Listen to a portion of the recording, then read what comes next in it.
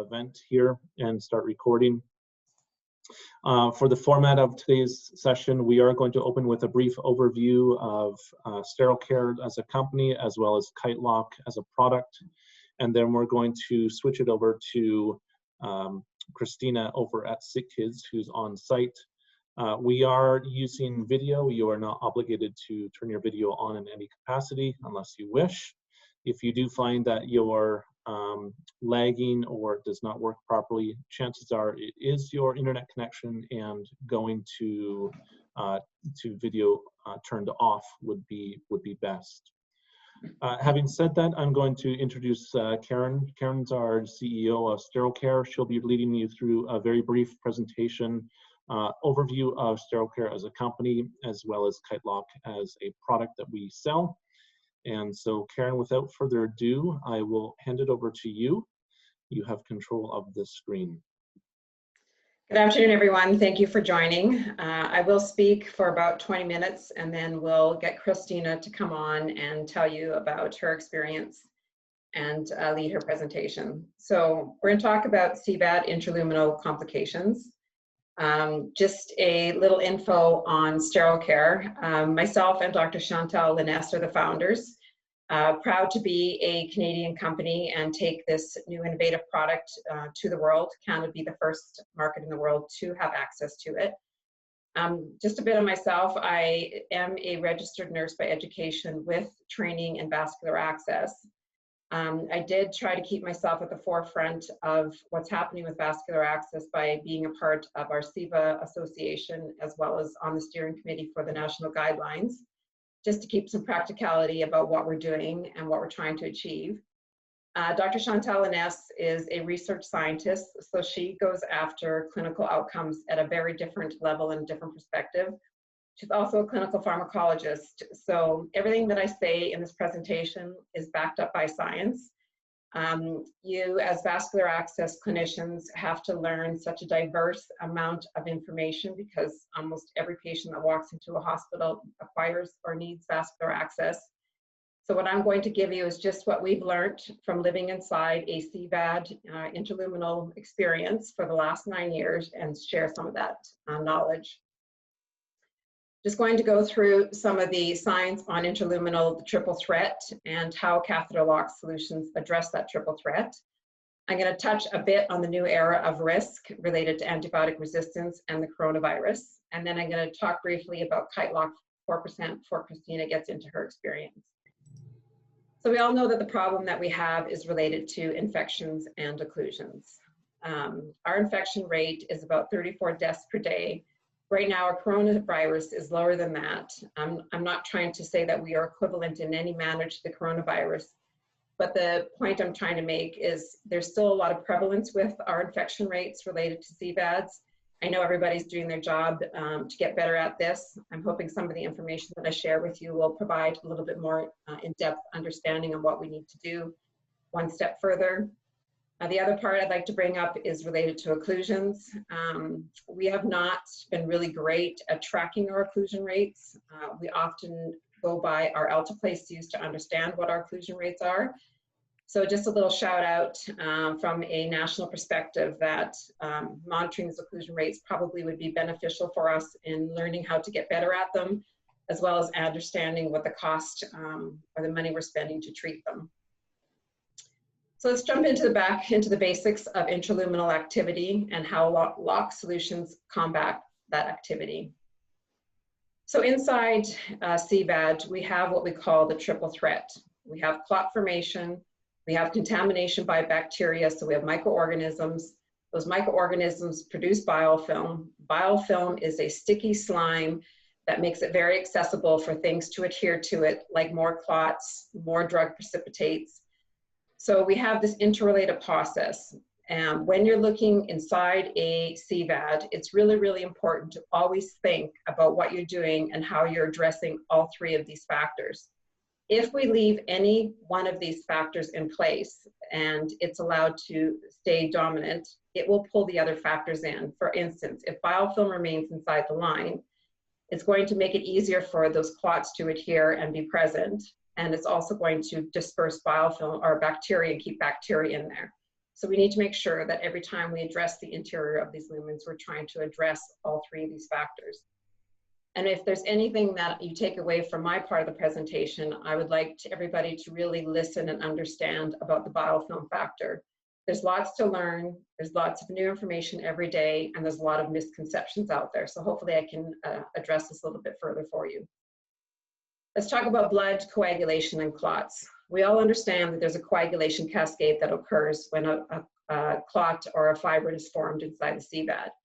What a lock solution is supposed to be doing is stopping the conversion from prothrombin to thrombin. For an example, heparin. Heparin has an ability to latch onto a receptor that stops the conversion from prothrombin to thrombin. Unfortunately, heparin has a systemic anticoagulation as well, and a few other factors which we'll talk about in a bit. So we have a world push to move away from heparin. But if you have something inside that line, like say saline, where there is no anticoagulant capabilities, you will get that fibrin formed.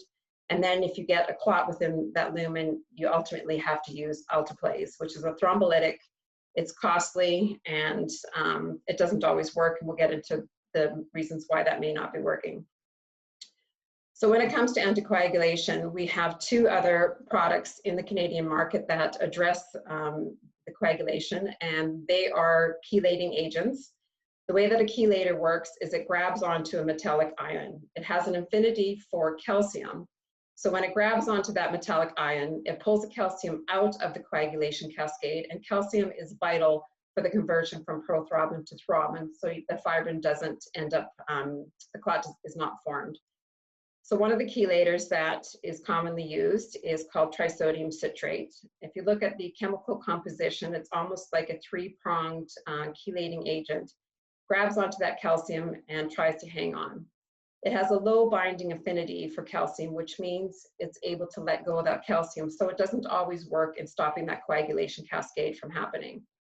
Then we have tetrasodium EDTA, which is also a chelator. It has a stronger binding affinity because the chemical composition is a little bit more complex. And in some of the studies that are out there, it shows it's 10 times stronger of an anticoagulant than citrate. And this is just a bit of a visual on how it looks when it grabs onto that calcium. It grabs on and it doesn't let go. It's also important to understand that chelators only work interluminally. They do not work systemically. Then let's look at microorganisms and biofilm. So these are a list of all the microorganisms you will find in a CVAD. So when you're looking at a lock solution, it's important that you look at the microbiological capabilities and that it can address any of the bacteria, gram-positive, gram-negative, or yeast that may be exposed to that line. And that your lock solution can also impact it in a planktonic state, which is when it's free-floating or free-living inside the interior of that lumen, as well as in a sessile state when it's anchored to the interior of that CVAD, or it's underneath that slime or biofilm. So it's important not only to look at publications that address the outcomes in patient populations that you're seeing related to collapsing occlusions, but that you look at the microbiological capabilities of that lock solution. So some of the antimicrobial lock solutions that are on the market that address killing the bacteria or yeast directly are these three. So terolidine from the published literature is more effective against gram-negative bacteria. Trisodium citrate at 4% is more effective on a few of the gram-positive bacteria.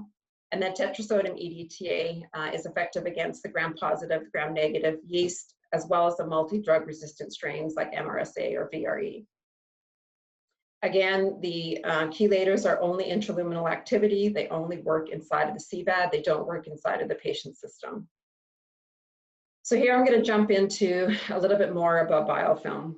Where there's bacteria, there's biofilm. Within 12 minutes of bacterial colonization, biofilm will form.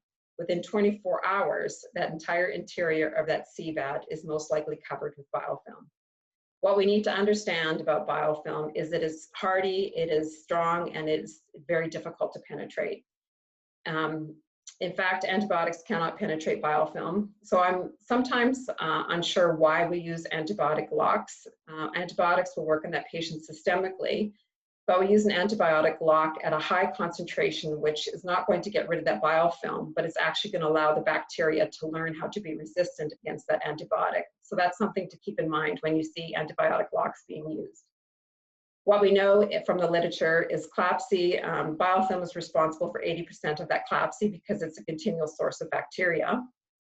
And when you have bacteria underneath that slime that has the genetic information on how to be resistant to antibiotics, it is more than happy to share that information with the bacteria beside it, which is called quorum sensing.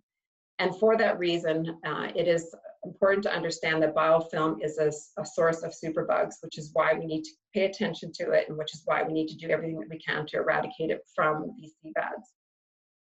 Now, when we have these CVADs and we know that biofilm is present inside these lines, and we're going after these CVADs aggressively with our flushing technique, which is important for other reasons, we also have to understand that if we're pushing at a strong rate, that if we have any biofilm fragments that release from that biofilm, you can create metastatic infections like endocarditis. So again, biofilm is important, and it's also important to understand another reason why we're moving away from heparin is because heparin stimulates biofilm formation, especially that Staph aureus strain. Here's a visual. In our water pipelines, we use certain solutions because we know biofilm over time will build up and create occlusions in those water pipelines. CVADs are no different. Over time, the biofilm will build up in the interior of the CVAD. Because it's slimy, it could also have occlusion related to clots in there. So those occlusions could be from biofilm, could be from clots underneath that biofilm, could be from precipitate, but it's important to understand that occlusions could be related to the biofilm equally. So just a visual on the biofilm production cycle. When you're looking at what you're supposed to be looking for when you're looking at your lock solution. So right now, when the bacteria gets inside the CVAD, you'll have that planktonic or free-floating bacteria that's active. If it's allowed to attach to the wall of the CVAD, it starts to colonize and create that slime that protects it. As that sessile bacteria grows underneath that slime, it becomes fuller and bigger, eventually till the point it gets so full that it will disperse the bacteria back into the interior of that CVAD. And that bacteria can either create the cycle again, or it can be released into the patient's system. And then it's dependent on the patient's immune system, whether it can fight that bacteria on its own or it ends up with a CLABSI infection. So when you look at your lock solution, you want to be looking for certain microbiological testing. The first two are called MIC and MBC, minimum inhibitory concentration. What concentration is required of that lock solution to stop the bacteria from growing? What concentration, minimum bactericidal concentration, is required to kill the bacteria so it cannot form that biofilm. So what needs to be understood is if it can do these two and stops the biofilm from forming, it only works while it's sitting inside that CVAD. When that lock solution is removed, if there's any bacteria left in there, it is going to be able to create that biofilm. So you need to understand if your lock solution, while it's sitting inside that CVAD, is able to break down this biofilm and get rid of it. That is a test called minimum biofilm eradication concentration. So you want to know if your lock solution can eradicate this biofilm so that your CVAD is being cleaned up while that lock solution is sitting inside that line. So the anti-biofilm lock solutions that we have in the market in Canada, and again, this is where some of the misconception comes from, is you will hear the term, it's anti-biofilm. There's two different versions of anti-biofilm. The first one is prevention. So they can prevent biofilm from forming because they kill the bacteria before it develops biofilm while it's sitting inside that CVAD. Those two lock solutions are terolidine and trisodium citrate. The only lock solution on the market that has shown through microbiological testing to be able to eradicate biofilm through the MBEC test is the tetrasodium EDTA, and it can eradicate biofilms of all strains, including superbugs. Again, it's important to understand that these chelators only have intraluminal activity, which means it doesn't matter what patient type they're in, it only works on the catheter itself, not on the patient's body. Then we have our thrombolytics. So when we're looking inside the CVAD, if we're dealing with occlusion issues, if your alteplase is not working, it could be A, it's not an intraluminal occlusion issue. B, the fibrin is not accessible because it's being covered by biofilm. Or C, it's not a clot issue, period. So it's important when you're using your alteplase that you stop and think, if it's not working, why is that? Is it because it's not an intraluminal clot, or is it because biofilm is an issue, or is it because the biofilm is covering your clot and you need to get rid of that biofilm so you can access that clot to reduce it? Here's a visual of a lock solution or a CVAD, what it could potentially look like after about 10 days after insertion. So when you have a lock solution, the lock solution only does its job when it's sitting inside that CVAD. So your lock solution has to be able to go against the gram-positives, the gram-negatives, and the yeast to kill up those floating bacteria that are in there. So that while it's sitting in there, it's going to stop the infections from occurring, because if any bacteria that gets in there, it kills it on contact. If it does not have an anticoagulation capability, you may get the clots formed. Then you need to use a dose or two of alteplase to clean those up. If your lock solution cannot eradicate that biofilm, when you remove the lock solution from that CVAD and you hook your patient back up for treatment, if that biofilm is sitting there, it can disperse more bacteria into the interior of that lumen, which ends up in the patient's body and can put them at risk for infection. So it's important when that lock solution is in there that it can eradicate that biofilm. If you end up with some occlusion issues, you may need another dose of alteplase to clean up that clot that's underneath that biofilm. But ultimately, your lock solution should be able to address all of those factors so that you can keep focused on if there's complications, and your lock solution is able to address all the interior complications of that CVAD, that allows you to look exterior of that CVAD to see where those complications may be occurring. So vascular access, we are entering a new era of risk, two of them being are resistant to antibiotics. So it's very, very important to stop infections more so than ever before. And also we need to keep these patients that are at risk, that have these vascular access devices at home, free from complications, so they don't end up in a merge where they're at risk. And one of those ways is using alternatives to antibiotics. According to the CDC, because we don't have these numbers specifically in Canada, of the top 4 healthcare-acquired infections, CLABSI is the most prevalent for infections to be related to superbugs. So there's a mandate to use antibiotics in a judicious use way.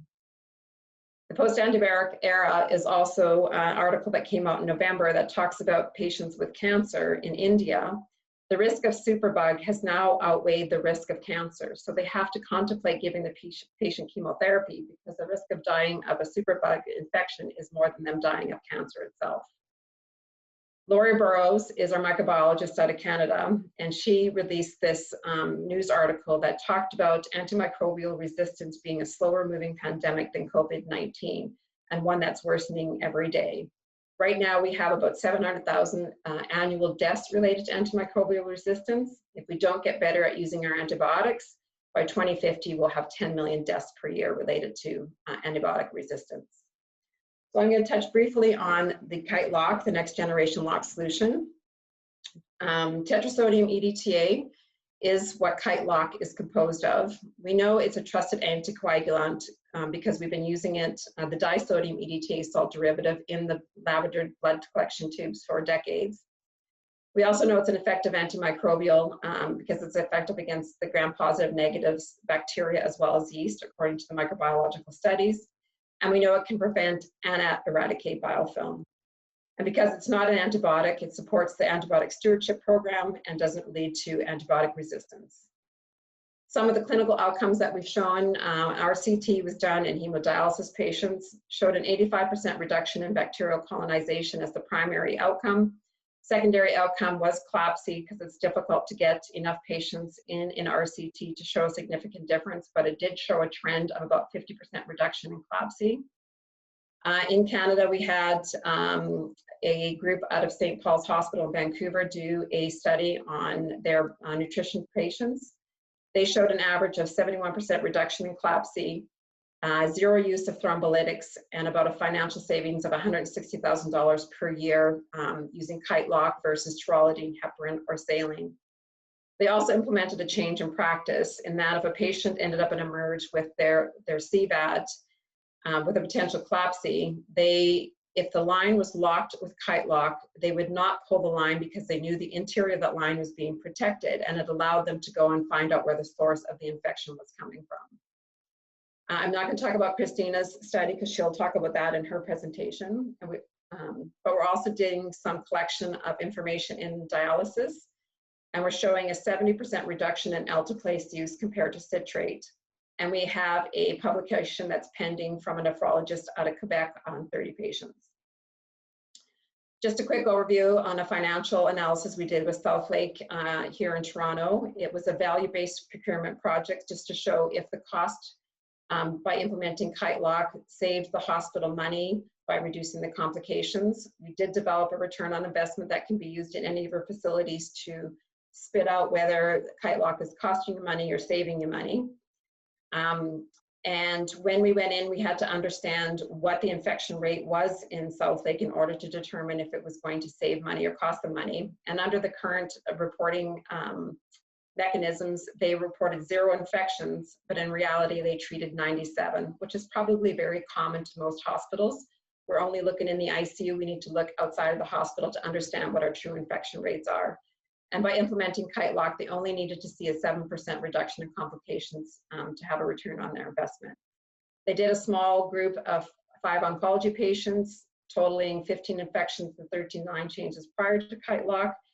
Once they implemented kite lock, they saw 0 complications and saved almost $240,000 on those 5 patients. I'm going to end here so that Christina can move on with her presentation. My only shout out is I think we get really used to looking at literature based on patient populations and outcomes. I'm going to suggest that we start reading more about microbiological testing that's done on these lock solutions to see how they are effective in reducing all of the elements that cause infections. And one piece out of this article is that the biofilm experts that are world renowned for their work anticipate that microorganisms would be detected in nearly 100% of CVADs. So we have to get better at that, understanding what we need to do that. And I suggest that you look into this because it's a good read. Anyway, I'm going to close there, Sean. Christina, I don't know if you want to introduce Christina for her. Thanks, Karen. Yeah, Christina, if you could take over. And for those on the phone, if you are interested in the study that Karen's referencing, please email me. I'd be happy to send that along. So Christina, if you could take control of the screen, that'd be great. I see your presentation. It's a little small, but I think that's just a lag in there we go. So to me, I see your full screen, Christina. Over to you. Perfect. Thanks so much for having me today, and welcome everybody to this. This is all new to me too, doing everything virtually in the last little bit, but we're getting very used to it. So I just wanted to talk a little bit about the search that our program went on to find a locking solution for our patients, and then how we evaluated our use of it.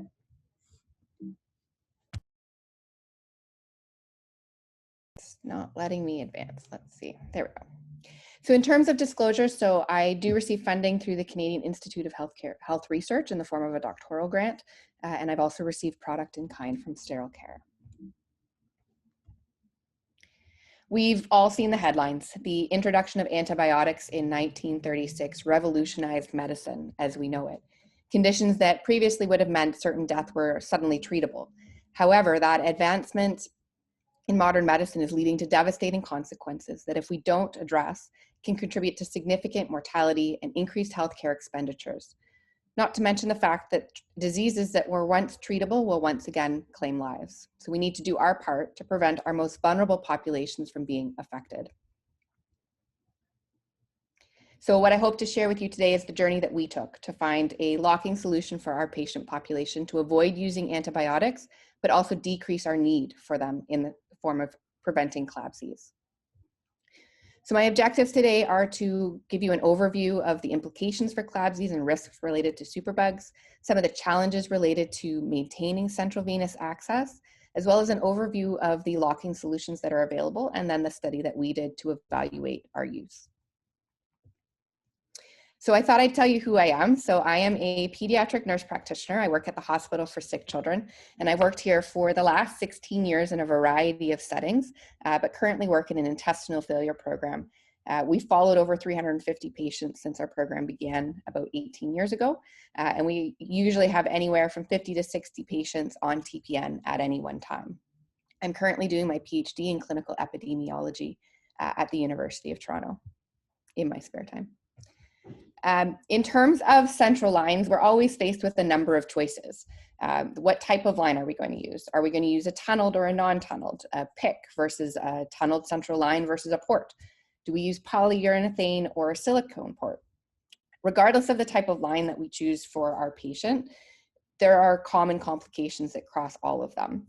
And those include infections either at the site, colonization of the line, bloodstream infections. There's blockages or occlusions of the line, the development of thrombosis either within the catheter itself or in major vascular sites, or breakage of the lines, which is a challenge in particular with silicone catheters. I would say the biggest challenges that I have in my population are managing infections and blockages related to occlusions within the catheter itself. So why do I think that this should be important to you? As Karen touched on many of these aspects, hospital-associated infections affect over 200,000 people in Canada alone every year. And in the United States, the CDC estimates that hospital-acquired infections account for 1.7 million a year, with 14% of them being directly contributed to bloodstream infections. 1 in 18 hospitalized patients develop an infection, and many of those are CLABSIs. And these result in significant complications in a population that is already vulnerable, with 1 in 6 infections related to an antibiotic-resistant organism. Patients who acquire infections from surgery spend an average of 6.5 additional days in the hospital and 5 times more likely to be readmitted after discharge. In terms of mortality, the development of hospital-associated infections results in 8,000 deaths per year in Canada and close to 100,000 in the United States, with an estimated 30% of them directly related to CLABSIs. If you would acquire an infection after you've had surgery, you're also twice as likely to die. And the impact of CLABSIs and hospital-acquired infections is staggering. A single infection costs between 15 to 30,000 Canadian dollars, and hospital-acquired infections in the United States are projected to cost the system over $2 billion per year. And none of this takes into account quality of life for our patients and their families. The loss of income, the stress and burden for caregivers, and the cascade of events that an infection results in cannot be discounted. So just to take a step back and look at how we utilize locking solutions within my own population, our standard of care had always been heparin for many, many years. And through a lot of observational studies that was done within our population, sepsis was identified as a significant predictor of developing long-term consequences related to end organ damage and neurodevelopmental outcomes in our children. And we determined that one of the priorities within our program was to reevaluate how we locked our lines and preventing infections. So we first introduced ethanol locks in 2007 in patients that were at risk of developing complications, and saw our infection rates drop from 12 per 1,000 catheter days to less than 1. And a subsequent systematic review also demonstrated significant efficacy and reduction in central line complications with ethanol. So that's where we started. But there's been a lot of work within our program, and I have a feeling many programs that people are involved in around how we manage our lines. And this took place in my own organization. Things around the techniques, such as how we change dressings or caps, the procedures done at the time of insertion, as well as the products we use for cleaning and caring for the line, which includes our locking solutions. And this is where we hit a roadblock. Roughly 3 years ago, we were notified that Health Canada was no longer going to be producing, or not Health Canada, the maker of ethanol in Canada was no longer going to be making the supply. We had the option to look at accessing supplies from other countries, but we also felt that this was a good time to step back as a program and evaluate where we were at and if ethanol was meeting all of our needs. So we had to decide what we were trying to treat and what was our priority. We felt that we were seeing more kids that were having sluggish lines and occlusions and felt that that was an important area that we hadn't really been addressing. And we also knew that preventing CLABSIs had to be a priority for all of the reasons that I've previously mentioned.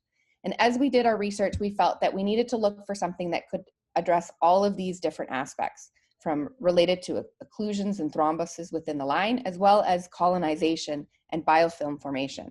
And I have to admit, when we started down looking at what we were using and what it did, I hadn't really heard about biofilm or understood what it meant for the insides of our line and how it played a role in preventing CLABSIs.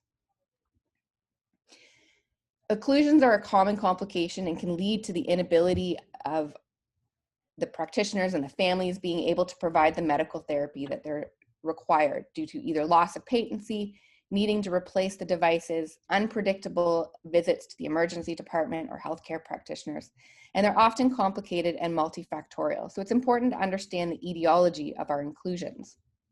But this was only one aspect of our line challenges. Having spent the last 6 months at home with my children, we've watched a lot of Captain Underpants, so I couldn't help myself when it came to talking about the biofilm. And I've actually used Captain Underpants in my conversations with families and patients over the last little while since we've introduced Kite Lock. And it describes what happens on the inside of the line and why we need to manage it to prevent long-term complications. And I know you had a great overview from Karen around biofilms and what they all mean, and I'm definitely not the expert. But microorganisms exist primarily by attaching to and growing on living and inanimate surfaces. And these surfaces can take a variety of forms. They include your teeth, heart valves, your ears, and indwelling medical devices. And the challenge is how to manage them. When it comes to your teeth, that's a fairly easy fix. You brush your teeth. When you're talking about the inside of a line and how you care for it, that becomes significantly more challenging. So we reached a crossroad in terms of how to manage our lines. And we were faced with several different options. We were using heparin, ethanol, and alteplase to manage our lines. And when we looked at the available products that were out there, we narrowed it down to 3, between citrate, Kite Lock, and Chirolidine. So I thought it would be important to take you through and understand what the different products are available and what the pros and cons of all of those products are to explain why we made our choice. Traditionally, heparin was the first-line therapy for maintaining vascular devices. The mechanism of action involves antithrombin-dependent mechanisms that inactivate thrombin and activate factor X. It was first discovered in 1916 and is on the World Health Organization's list of essential medications. And while it is an incredibly valuable medication in the setting of heart attacks and unstable angina, its role in the management of central lines does remain a challenge. In terms of some of the benefits, it is no doubt a powerful anticoagulant and is used in a variety of settings for that exact reason. In terms of some of the risks, it does not have an effect on biofilm. And not only do the chemical properties have no effect on preventing or eradicating it, it's also important to note that there's been multiple studies that have suggested that heparin can induce the development of biofilm in the presence of Staph aureus, with higher concentrations of heparin resulting in accelerated biofilm growth. It also doesn't lyse intraluminal clots, and while it can prevent the progression of an obstruction by inhibiting further clot formation, it doesn't deal with a clot that's already there. It also has a very short half-life, 60 to 90 minutes, so there's no evidence of its persistence in terms of its efficacy inside the catheter for longer periods of time. There are also risks with side effects, and when used in higher concentrations, there are concerns around drug hypersensitivity, drug incompatibilities, and the risk of heparin-induced thrombocytopenia. And lastly, catheter malfunction. So due to the risk of side effects and the increased potential for bleeding, the American Society of Diagnostic and Interventional Nephrology recommends the use of heparin 1,000 units per ml instead of higher doses. However, low-dose heparin has been evaluated in smaller observational studies, and while they don't report the side effects or concerns around developing something like HIT, they didn't find that it was effective in preventing occlusions of catheters. The next product was citrate, and it's been reported in a variety of populations, most commonly in dialysis. And citrate's often used in combination with other products such as ethanol or taurolidine. And initial studies have shown that citrate was more effective than heparin in preventing CLABSIs at a concentration of 4%. In terms of some of the benefits that citrate can offer, there's a systematic review that was published by Zhao recently that showed that citrate was not more effective than heparin in preventing CLABSIs, except in concentrations of 4%. Another study by Weimer showed antimicrobial effects when it was used in combination of 30%. And they found that in tunnel catheters, it reduced a risk reduction of catheter-related bacteremia by 87% and 64% in untunneled catheters. And they had fewer patients that died related to catheter-related bacteremia in the citrate group. And there were no differences in terms of the flow of the catheter. In terms of some, it does have an antithrombotic effect, and a variety of concentrations have been evaluated with higher concentrations yielding better results. But most studies support the use of 4% due to the risk of higher concentrations and its effect on calcium chelating. And this can also result in peripheral paresthesia and metallic taste, as well as arrhythmias. And the FDA has recommended against higher concentrations of citrate as a catheter anticoagulant, making the recommendation of a maximum concentration of 4%. It prevents the development of new biofilm in concentrations above 0.5%. And there is a lower risk of bleeding, and this was published within the Gavasalt guidelines back in 2014. In terms of some of the cons or the risks related to citrate, a study by Shanks in 2008 demonstrated that in low concentrations, biofilm was actually stimulated. And that's a major concern in a population where you may have long-term catheter devices. It also doesn't prevent the development of new biofilm. So concentrations of greater than 5% can prevent new development of biofilm, but it doesn't deal with the biofilm that's already there and present within the catheter. And again, that's a major concern in our long-term catheters. It is a chelating agent in higher concentrations, which is where the recommendation from the FDA came in. And there have been some in vivo studies that looked at the spillage of the catheter locking solution. It was used in a higher concentration of citrate at almost 47%, and they reported a significant reduced antimicrobial effect on E. coli as well as Staph aureus. The next agent that we looked at was taurolidine, and it's an antimicrobial that's derived from the amino acid taurine, and it acts by eliciting a chemical reaction that takes place related to the metabolism of taurolidine and causes a reaction in the polysaccharide and the lipopolysaccharide components of the bacterial cell wall. It is often used in combination with other agents as well, such as citrate. In terms of some of the benefits, there have been several observational and randomized control trials that have demonstrated its efficacy in preventing CLABSIs. One of these was a randomized control trial by Tribler in 2017, and they compared taurolidine that had been mixed with citrate compared to a heparin group and found that there was no infections in the taurolidine group, and that was in 41 patients. It prevents new biofilm from forming, and that's because of taurolidine's minimum inhibitory concentration and the minimum bactericidal concentration. And there's no known resistance to taurolidine. It's not an antibiotic. In terms of some of the risks, it doesn't work on an already established biofilm. So a study in 2012 by Handrup looked at taurolidine compared to heparin. And when they looked at, this was in a population of children with cancer, and they reported a decreased rate of CLABSIs, but when they actually took the catheters out, in the taurolidine group, 23 out of the 26 catheters that they removed still had biofilm present within the inside of the line, which is a significant number. It also doesn't have any antithrombotic effects. There was a small study by Kleck that looked at a variety of concentrations, and they did find that there was some occlusions within certain concentrations. It was a small sample size, but it was something that we were concerned about, considering what an occlusion means to our patients. There's also limited antimicrobial activity against gram-positive organisms. There was a randomized control trial of taurolidine mixed with citrate compared to a heparin group, and they didn't find a significant difference in infections between the groups in an adult dialysis population. or they did, pardon me, but when they looked at the types of infection, the reduction was in the gram-negative organisms, but not in the gram-positive. And again, majority of the organisms that my patients present with are gram-positive, and this also led us to have pause in terms of looking at our products. There is also a potential for liver toxicity, and this has been reported in mouse and rat models when it was administered intraperitoneally. As well as availability has been a challenge, and this taurolidine is widely used in Europe, but it's difficult to access in North America without patient-specific approval, and it also needs to be compounded, which is an additional step that needs to be taken.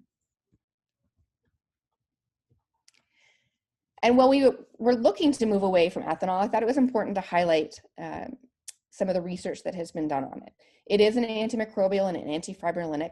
It had been up until recently readily available, and there's no known resistance.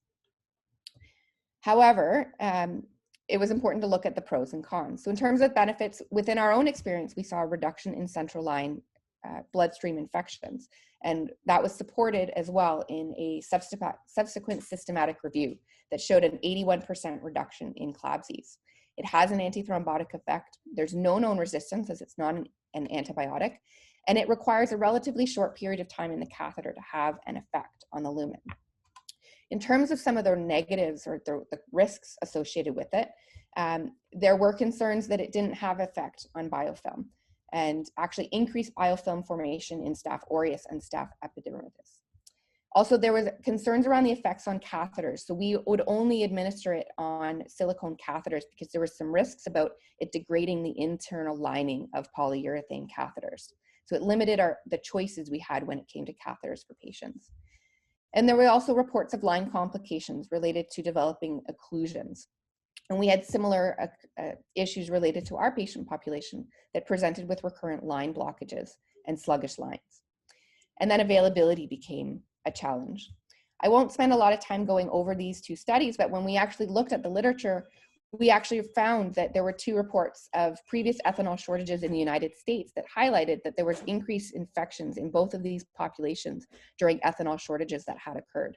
And while we had access to an American supply of ethanol, we were concerned with the history of shortages of ethanol that were taking place there as well. This led us to 4% tetrasodium EDTA. The mechanism of action for EDTA is its affinity for calcium ions. And for this reason, EDTA is considered a chelator of calcium. And it's actually a stronger chelator than citrate. It's used in a variety of industrial and medical places. It's commonly found in shampoos and soaps and cleaning agents. It's used as a preservative, and you'll find it in the lavender top tubes that you use for collecting your CBC samples. In terms of some of the benefits, a recent study published by Hill and Garner from out in BC evaluated kite lock in their adult patients and looked at pre and post the use of kite lock. And they found their CLABSI rate dropped from just under 2 to 0.5 per 1,000 catheter days, which was a 71% reduction. It also prevents and eradicates biofilm. So a study by Liu evaluated over 210 bacterial and fungal isolates that were taken from colonized central line devices or bloodstream infections from 2 hospitals at geographically diverse places across Canada. And they took those isolates, and 20 of the isolates that represented 12 common biofilm forming species were exposed to 4% tetrasodium EDTA. And it showed that it was effective in reducing and eradicating surface attached biofilms in each of those species. And this included MRSA, which was an important finding for us. It was also effective in gram-positive, gram-negative, and fungal species, so all different types of microbials. There's no known resistance. Again, it's not an antibiotic, and it is a well-known anticoagulant. As I mentioned, it's what you use in your blood sampling in the lavender top tubes. And in the study by Hill and Garner, they actually reported their occlusion rate. So they had 11 occlusions in the 12 months prior to starting tetrasodium EDTA, and that reduced to 0 in the following 2 years. In terms of some of the risks, so it is a chelating agent, and I'll get into some of the safety margins that we explored when we were looking at introducing it into our outpatient population. And it's also a new technology, so there are always risks when you're introducing something new that hasn't been studied in your population previously.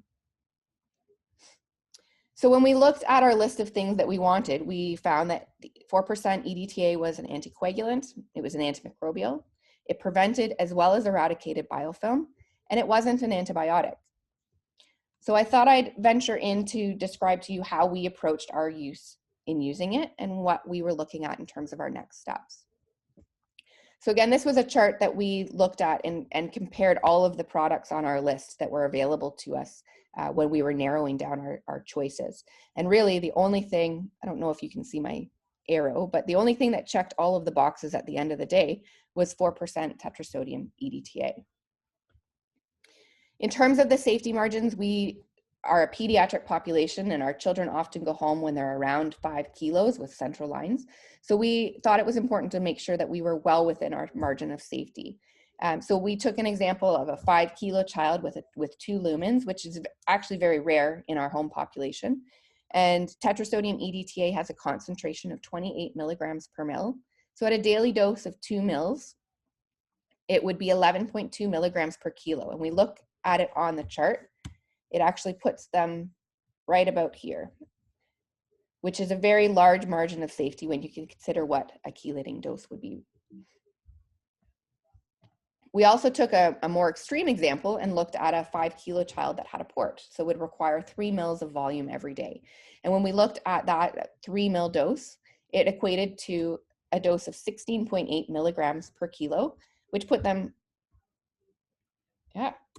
just above the blue star from the previous 2 mils. And again, still very significant margin of safety, and we weren't concerned about administering it and having an effect on their calcium level. So how we went about using it, so we used it in our outpatient population. So we have, as I mentioned, about 50 to 60 kids that are on home TPN. We used it in patients that had a history of either recurrent infections or occlusions. So a lot of these kids, about half of them, were children that were already on ethanol therapy. They had to weigh more than 5 kilos, and our procedure at home actually changed over time. But what we started with was having them put in 1 mil into their line, or 3 if they had a portacap. And we had them withdraw it at the end of their locking period.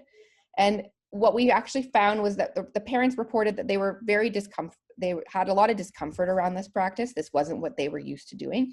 So we gradually actually moved to a flushing protocol. About 2 weeks before they were due to see us for blood work, we would have them start flushing it in their catheter at the end of the lock period before they hooked up their TPN. And then we checked their calcium levels when they came to see us. So how we evaluated it, we took time 0 was basically when we started using 4% tetrasodium EDTA, and we compared their 12 months prior to starting to their 12 months after. We looked at a variety of metrics. We included their infection rate, how often we were using alteplase, as well as how often we were requiring line exchanges. And we did this with a variety of statistical methods, including a Wilcoxon matched pairs sign rank test. I won't spend a lot of time describing my population to you, but what I thought was important to highlight was that they had over 2,000 days on parenteral nutrition. So these were all children that had long-term central venous catheters, families that were very experienced in line care. And the catheters were not brand new, just being inserted into the patient. These were all long-term indwelling lines. The most important thing that we wanted to look at when we were evaluating our outcomes was our rate of CLABSIs, as this was one of the most significant pushes to move to a new device. When we looked at the 12 months prior to starting KiteLock, their overall infection rate was 2.7 per 1,000 catheter days. And then when we looked at their 12 months after starting KiteLock, that had dropped to 0, which was a significant difference within that population. We also wanted to look at how it worked in the children that had just been on ethanol prior to. So this accounted for 10 out of our 20 patients. And we actually were just looking for a product that was equivalent. We thought we were actually doing pretty well with our patients that were on ethanol. So we were actually quite surprised when we found that the infection rate went from 1.4 per 1,000 catheter days down to 0, which was also statistically significant. The other thing that was really important to us was looking at our rate of occlusion. So we had many kids that were needing to come in frequently for administration of alteplase. This isn't something that we're easily able to access at home. So for families, this is a big deal because it means they're coming for an additional trip to the hospital, and sometimes even the emergency department if we can't catch it before it happens. So we looked at our use of alteplase. So we actually were able to cut it in half. So we went from 5.5 per 1,000 catheter days down to 2.7, which was a significant reduction in our use of alteplase. And it's always important to look at safety concerns. So as I mentioned, we initially started with them withdrawing it from their catheter. And this was over, even though we knew there was a very large margin of safety, we wanted to make sure we weren't having an effect on their calcium. As we started moving to having patients flush it, we've been monitoring their calcium levels and haven't seen any changes with moving to having the patients flushing it in. So that was something that we monitored. Parents were actually concerned with anemia, with frequently withdrawing it from the catheter. And even though we moved away from this practice, we didn't see any changes with their hemoglobin levels in the patients that had been withdrawing. And with any new product, you want to monitor its effectiveness. If you're introducing something that isn't effective into your population, that's also a concern. And as I highlighted from both our rates of infection as well as our occlusion rates, we saw that the 4% tetrasodium EDTA had a significant effect on both of those aspects for our children's line care. It's also important, I really wanted to highlight this paper. This is recently published just in August in the Journal of Vascular Access by Hill and Garner.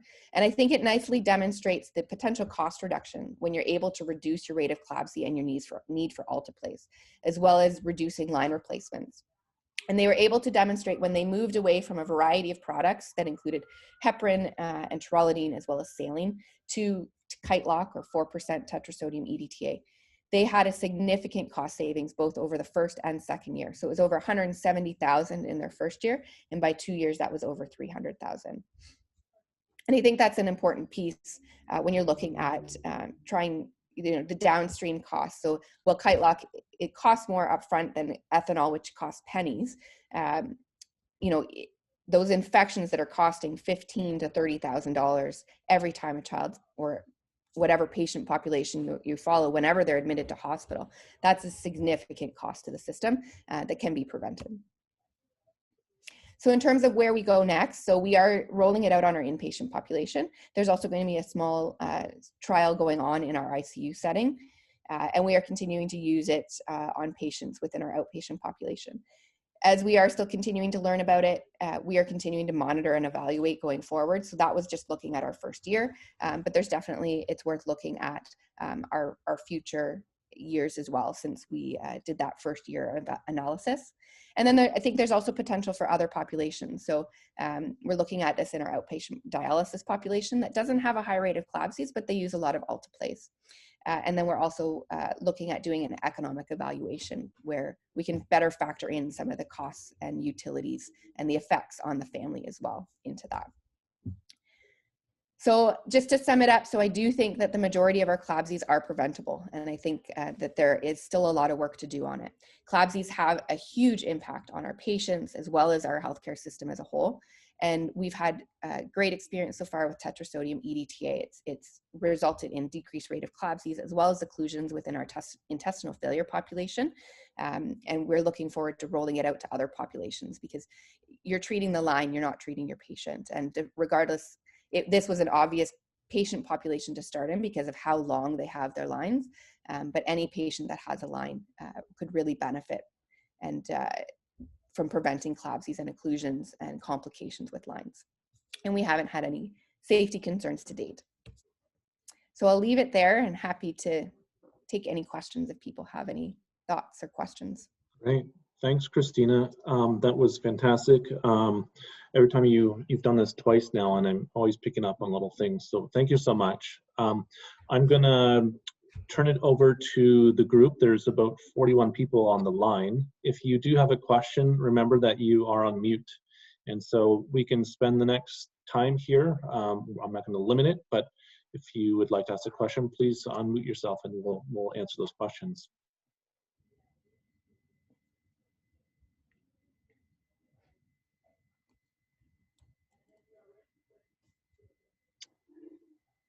There's always got to be the first.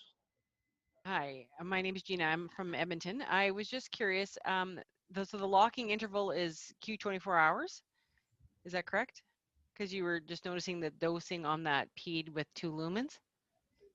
We lock our lines every 24 hours.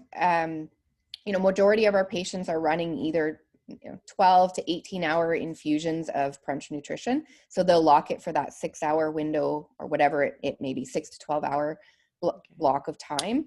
But we do use it every day. Okay, so and it's at 28 milligrams per mil, 110% of the internal volume then?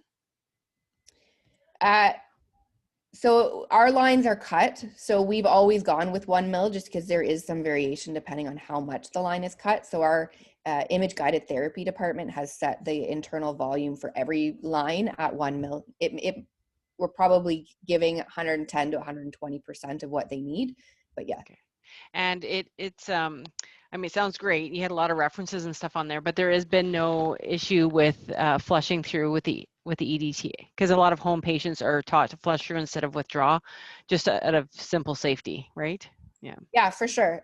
Our families, so initially we had started with it, just, we're always concerned with kids on parenteral nutrition, any effect on calcium and their bones and those types of concerns. But families actually were very concerned with change of practice. That they're often very used to how they do things. So that was something that we heard from the families. So we actually, even new patients that we put on it now, we train families to flush it. And we've continued to monitor. Most of our patients have blood work anywhere from every 1 to 3 months, and we've had no changes in calciums. And we have patients that have been on it for up to 4 years now. Excellent, thanks. There's another question from Cassandra asking if it's been trialed within dialysis catheters. We are currently running a few trials within dialysis. I think it's important to also point out that as a lock solution, when it's classified as a medical device, it only works on the catheter itself. It doesn't have an impact on the patient. So whether that catheter is in a dialysis patient, a TPN patient, or oncology patient, it should have the same outcomes because it's only working inside the CVAD. So you can look at Christina's results and transfer it to dialysis because a catheter is a catheter. But we are coming out with some studies in dialysis. We're hoping to get one published by the end of the year. I'm not sure if Cassandra has more on that or if that's good enough. Okay, great. Barbara, I think this question is for you, Christina. She's asking, what are the signs and symptoms of reaction with Kite Lock? I have seen a decrease in infections with the pediatric and adults. So we haven't had any sign, like, are you concerned about side effects related to using Kite Lock?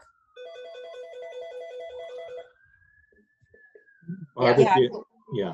We haven't had anyone have any side effects with using Kite Lock. I apologize. It seems my phone's ringing off the hook right now.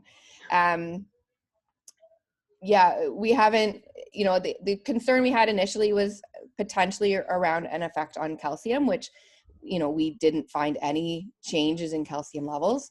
Patients haven't reported any side effects with using it.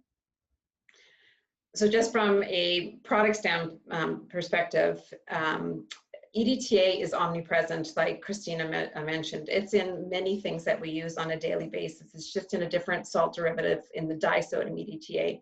So the only side effect that we have listed on our directions for use is a potential EDTA allergy.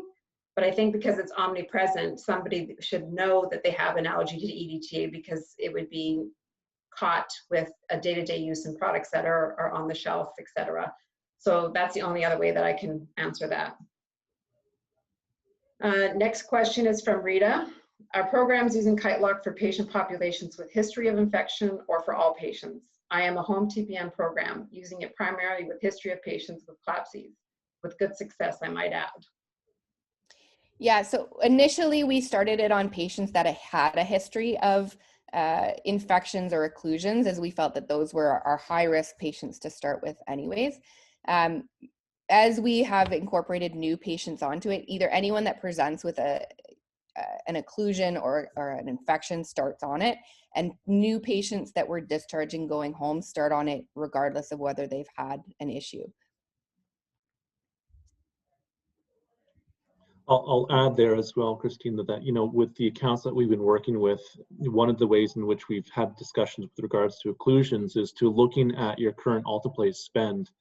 I would challenge you, though, for those of you who have access to this information through pharmacy or whoever it is you access, I would challenge you in the sense of finding out what that number looks like year over year. My anticipation is that alteplase use is up year over year.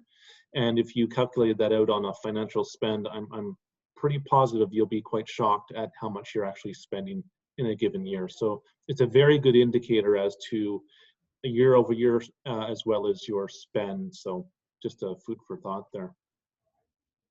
We also have a difficult time getting alteplase in the home. So even, you know, a patient coming down once or twice a year, an extra visit to hospital, the burden on the family, all of our patients were requiring it. So to us, it just seemed to make the most sense to be proactive and to prevent it right from the get-go. And Jane Plant out of Hamilton added that they use it in their entire program as well for TPN patients. Any other questions?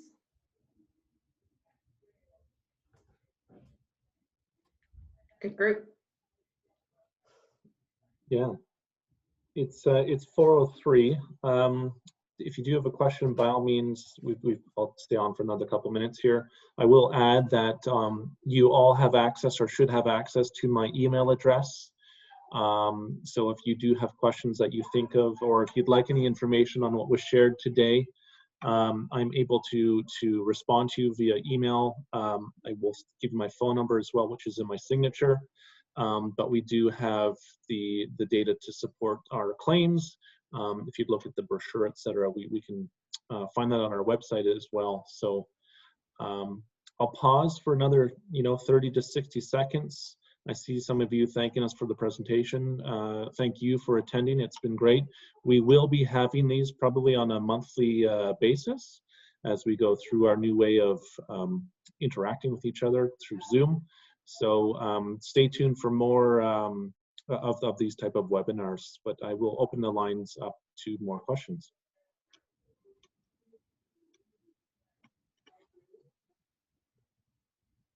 Awesome. If you do need to jump off, again, thanks so much.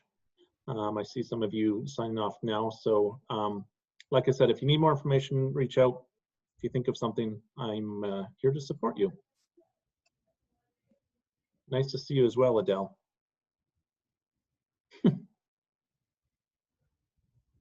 Okay, I think I will end it at that, everyone. Again, please reach out should you have any questions. I will sign off. Thank you very much, Christina, for everything. It's been fantastic. And Karen, I will see you later. Yes, thanks, Christina. You always blow me away with the information. I don't know how you read all of those articles, and retain it, but you're brilliant. Thank you for sharing all of that. Thank you for the invitation. Yeah. All right. Thanks, everyone. Thanks, everyone. Have a good evening or wherever you are.